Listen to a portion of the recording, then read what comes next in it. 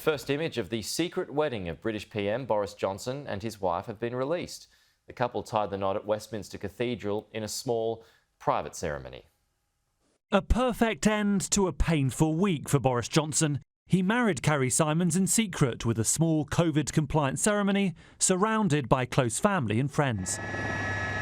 It happened here at Westminster Cathedral, the couple's local Catholic church and the largest in the UK.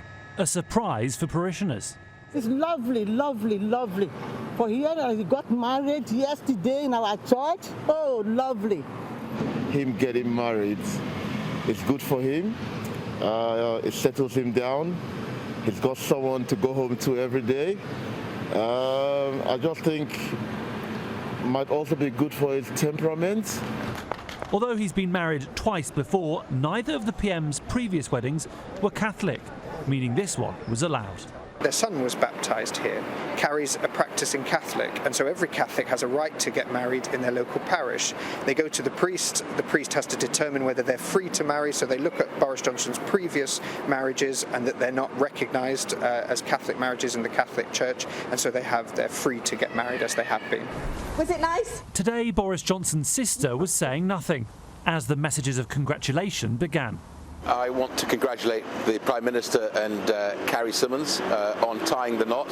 Figures from across the political spectrum have wished the couple well, although former Labour frontbencher John Trickett tweeted that Boris Johnson's secret wedding was a good way to bury this week's bad news.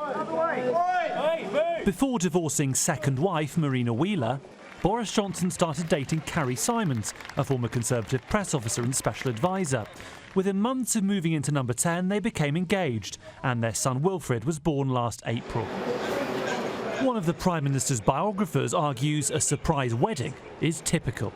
One of the features of Boris Johnson's unpredictable, unconventional life is he likes to surprise. He likes to take people by shock. That has been one of his great qualities. He would be delighted in surprising those who thought he would never marry Carrie Symonds. And in exactly the same way, he's going to surprise us more in the weeks and months ahead.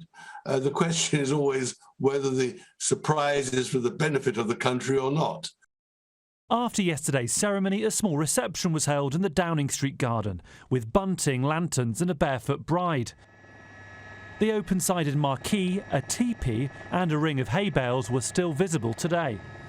It's not clear whether this building has been the venue for a wedding reception ever before, but Boris Johnson is the first Prime Minister to marry in office since Lord Liverpool in 1822, 199 years ago.